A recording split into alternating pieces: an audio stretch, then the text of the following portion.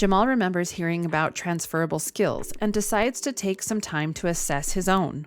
He thinks about the skills he uses to engage in discussions and complete his coursework, and comes up with a list of his top 3 skills: critical thinking, communication, and organization or management skills.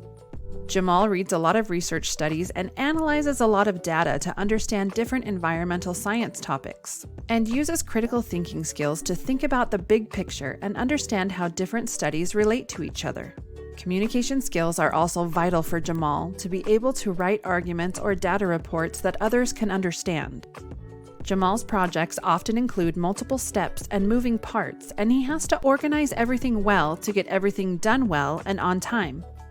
After reflecting on his skills, Jamal makes a list of specific projects he has worked on during his time at BC that demonstrated these 3 skills.